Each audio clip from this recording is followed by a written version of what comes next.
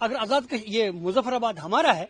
मुझे 41 साल हो गए हैं यहाँ। इसका आधार कार्ड इधर का है, इलेक्शन कार्ड इधर का है। हमने वोट भी कास्ट किया, हमारे हर एक डॉक्यूमेंट्स यहाँ के बने, आधार कार्ड है, इलेक्शन कार्ड है, राशन कार्ड है, हमारा डोमिसाइल है मेरी यहाँ की, मेरा 10th भी यहाँ से हुआ है, 12th भी मेरा यहाँ से हुआ है, मेरा बैचलर चल रहा है अभी। ये तो मुझे भी मालूम नहीं है कि जब यहाँ हमला हुआ कश्मीर में हमला हुआ, उसकी सजा हमें मिल रही है, आए समझ में।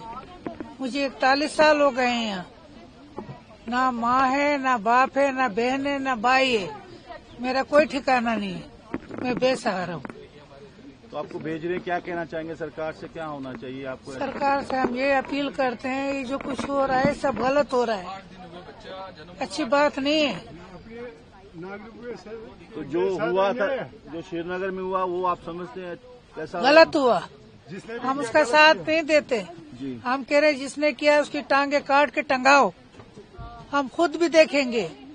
ये तो हमें समझ नहीं आता, बोलता है इसको वापस जाना पड़ेगा। ये 84 में सर इधर आई है और इसका बाप यहीं का था, चाचा भी यहीं का था। वो पार्टीशन से पहले उधर गए थे और पार्टीशन जब हुई तो वो वहाँ रह गए। हमारे वालिद साहब यहाँ 80 में हम भी गए हैं अपने वालिद साहब के साथ।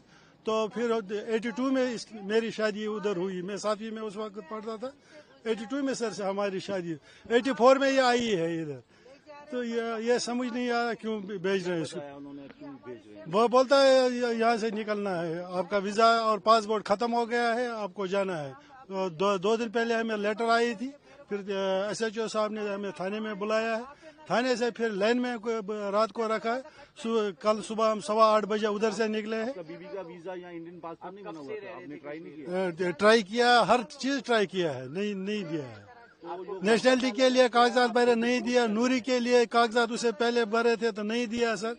अब इसका आधार कार्ड इधर का है, इलेक्शन कार्ड इधर का है, इंडियन का है, मगर समझ नहीं आता क्यों। पहलगाम में आप उसको कैसे देखते हैं? हम उसको कंडम करते हैं, सारा कश्मीर उसको कंडम करते हैं, पूरी दुनिया उसको कंडम सर करती है। रावलपिंडी इस्लामाबाद। तो क्या क्यों भेज रहे, आपको क्या बताया? देखिए, कुछ नहीं कह सकते।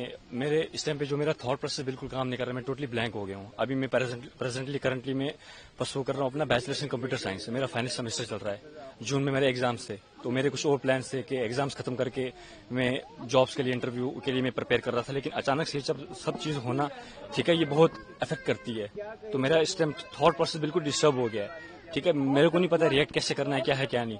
अब जो चीज वहां पे हुई, किसने करी, क्या है क्या नहीं, वो किसका हक बनता है?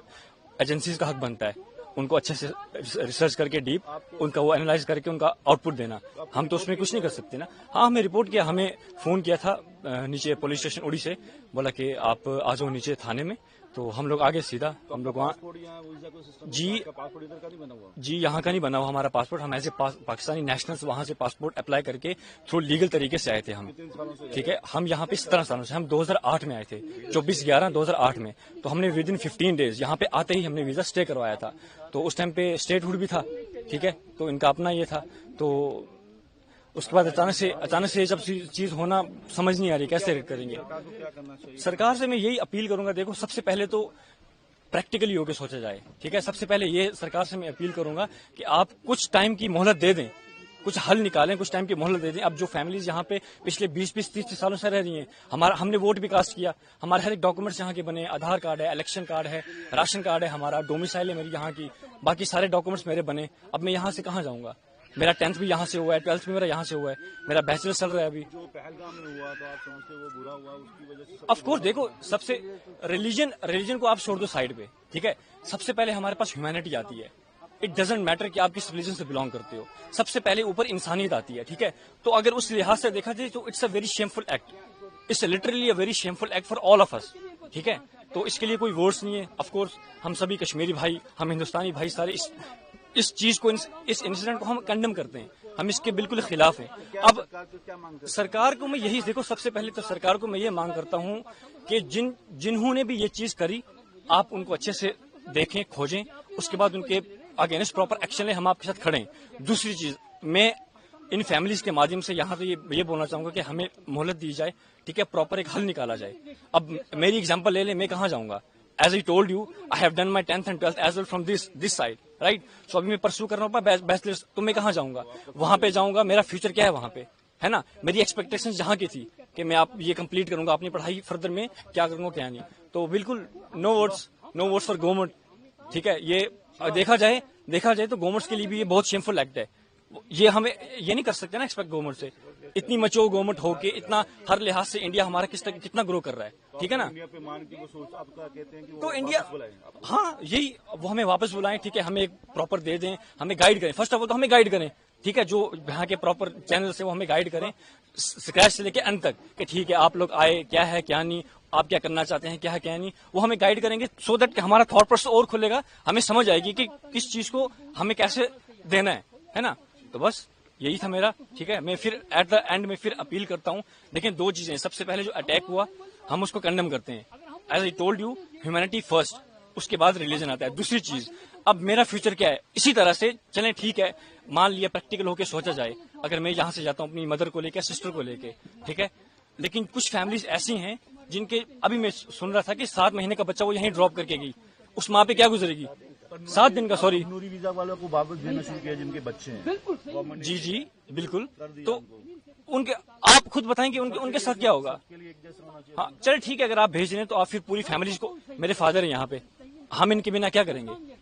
एक फैमिली में फादर हेड होता है ना, तो हम फादर के बिना क्या करेंगे वहाँ पे। मुझे यहाँ 40 साल हो गए हैं भैया, 40 साल से मैं यहाँ रह रही हूँ। मेरे बच्चे 3 हैं, तीनों की शादियाँ मैंने की है। पढ़ा इन्होंने इधर ही है, मोदी नगर में पढ़ा है, बाकी दिल्ली से पढ़ के आए हैं। बेटा जिद हो गए,